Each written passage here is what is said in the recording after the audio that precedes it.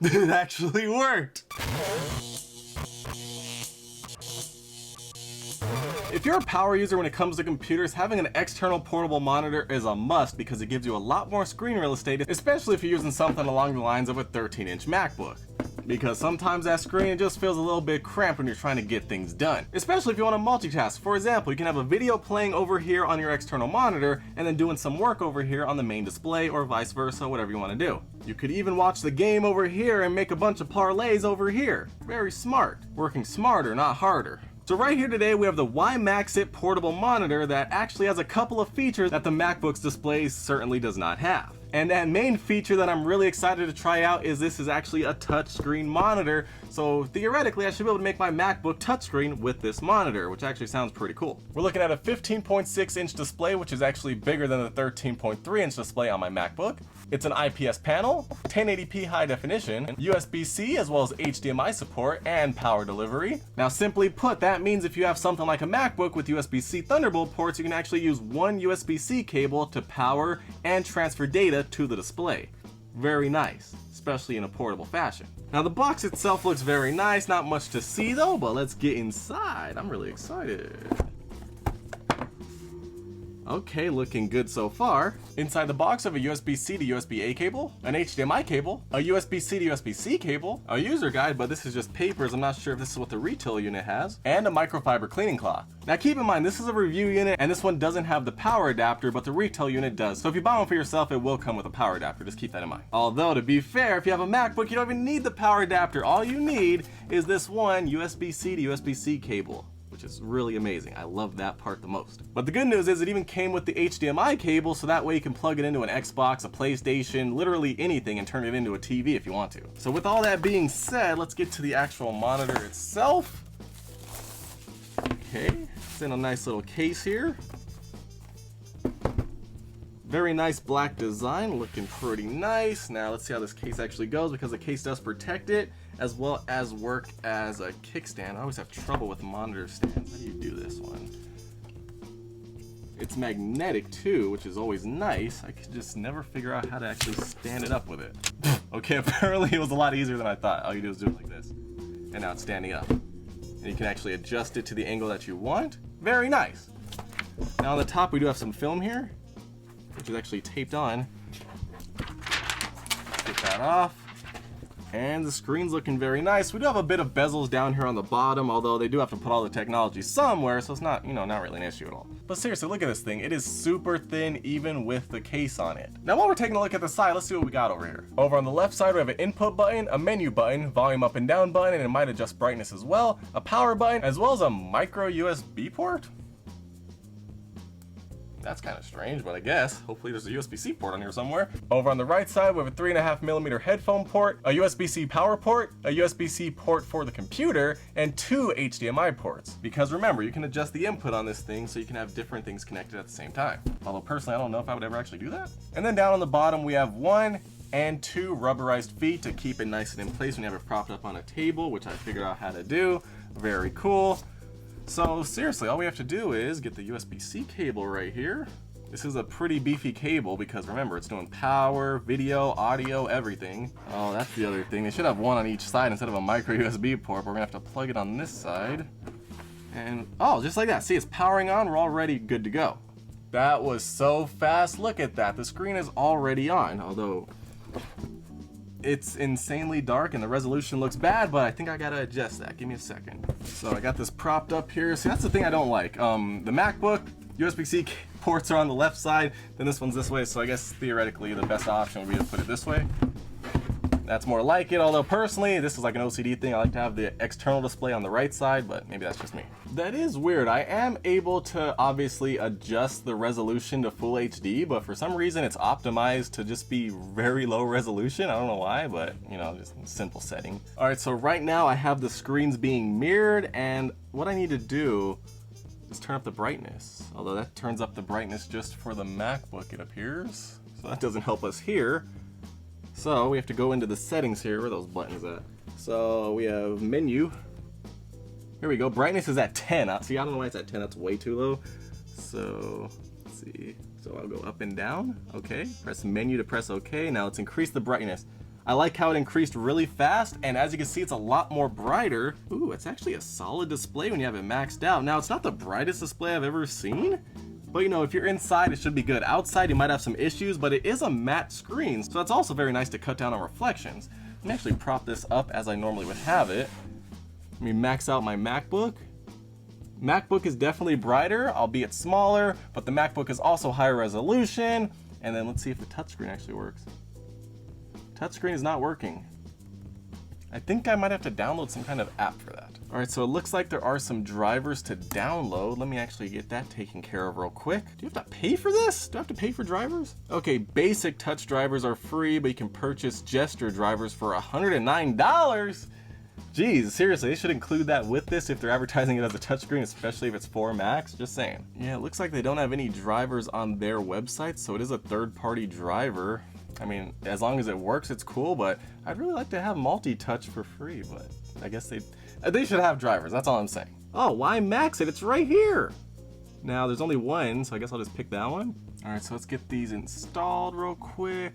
Oh, it's up here on the top bar. Calibration. Okay, so do I touch this?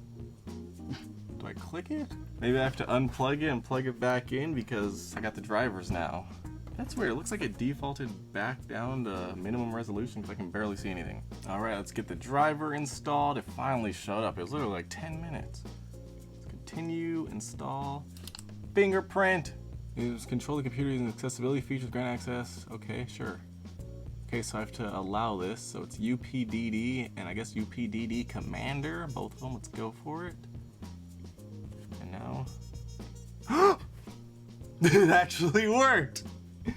That's pretty cool, you guys. I got a touchscreen Mac now. Now, one thing is, this is using it like a mouse. Actually, let's pop up and see what that is. Start using UPDD Commander. I don't even know what that is, but wow, hold up. So I can click around. Wait! It's letting me drag it. How did I do that? Wait. How did I? It wasn't letting me do that before. Maybe it's the commander. Is that what it is? I guess? Maybe the commander's the multi-touch. That's pretty cool. It's letting. Oh my god. I didn't think it would let me do that. So I don't have I do have multi-touch. Look at that, I can pinch to zoom. Now it's not really as smooth as on a phone, but it's very good. Let me go to one of my channels here. Let's go take a look at this video. Can you believe it? I'm actually gonna set the sound to the external display. See how that sounds? Let me max out the volume. That sounds terrible. Hey, what's good, Smack Pack? We are back at Jack's. Like, it's just a pretty standard burger. Something's up with this. It's making the video lag. I don't know if it's because of the... You know, simple. Instead of getting that cheddar when it has all the different things going on, I was like, I need to be able to taste this burger. That's to see weird. what it tastes like. But I mean, eating this, maybe it's because it's everything. Okay, that's kind of disappointing. For some reason, if I have the audio coming out of the external display, the whole MacBook kind of freaks out. It starts lagging. The video's stuttering. It's not synced up. Like, look at that, it's freezing. But if I simply go here, switch over to the MacBook speakers, it's working. So that's weird. I don't know why. All of the actually max this out to 4K because why not? Taste it, but it's not like throwing off. So it's looking very good. The picture quality is very nice. That meaty, greasy, like looking at it side by side, it doesn't taste like, oh, this is disgusting. Like, it tastes this is actually, it's doing a very good job with the colors. Like, it's not bad. Now obviously you can adjust it because I do feel like it's a little bit on the yellow side. Let me actually go adjust it a little bit real quick. It's not as vibrant as it is on the MacBook. Of course, I mean, I guess you're looking at an Apple display versus this. The MacBook definitely has a wider color gamut, so it's to be expected, but it's definitely acceptable. It's definitely get the job done. You can take a look for yourself to see the differences on what to expect. As you can see, a little bit more yellow, not as red. There's quite a big difference. Although we can easily tweak the colors. You know, it's looking a little better maybe. Maybe it just needs a little more red. I'm never super good at adjusting colors, but you know, I feel like it does have more of a yellow hue and there's no option to adjust the yellow. It still looks like it has a lot more yellow, but I mean, I feel like I made it look a little better. I mean, to be fair, I feel like these seats look a little more toward the orange side of the spectrum than it does on the MacBook. Like you could just see the difference in the seats, difference in the shirt. So there is a difference in the skin. I mean, to be fair, if you're gonna be doing any color correction professionally or something, you're gonna have a more high quality display to work with. Or, you know, go to the MacBook that has better colors in a pinch. But it's definitely acceptable, although I think I made it look too brown now. See, I told you I'm not good at that, but I can't believe, let me see if I can't pinch out of that, but I can use touchscreen, I can drag around, I can pinch to zoom. Like seriously, can you believe that? I can pinch to zoom on my MacBook. Bruh, this is awesome. Like seriously, I've never really felt the need to have a touchscreen on my MacBook, but I'm like, you know, why not just have it? I mean, seriously, it must be something about the iPads. They're like, yo, if we put a touchscreen on the MacBook, people are gonna buy that, not gonna buy iPads. Because I mean, it works fine. And it would definitely work a lot better if it was directly from Apple. And this, I mean, it's working great though. That's amazing. I am impressed. Now, some things are small, but obviously that's how touchscreens work. If you're using a touchscreen on a Windows PC, you know the pain. But I mean, it's definitely acceptable. I mean, it's very responsive. I'm actually doing a very good job picking things. Like I just tap on it, it picks it, it opens up, and it's like it's a native thing. That's insane. I can't believe it. Seriously, if you want a touchscreen for your Mac, I would definitely recommend getting it. I mean, it's actually working. Color me impressed, it's working. That is insane. So seriously, if you want to get a touchscreen for your Mac, this one's actually not too bad. It's full HD 1080p. You can get a 4K model, but obviously those are going to cost a pretty penny. So if you don't really care about having super amazing resolution when you're looking up close, we just want some good resolution when you're looking at a distance, and you want a touchscreen, this right here actually works. I would definitely recommend getting a touchscreen. But remember, you can use it as an external display for anything. Think of it as another monitor, just as a TV. But the only problem I had with it was, for whatever reason, when I had the audio coming out of these speakers, which were, not great, but if that's all you have, they're good.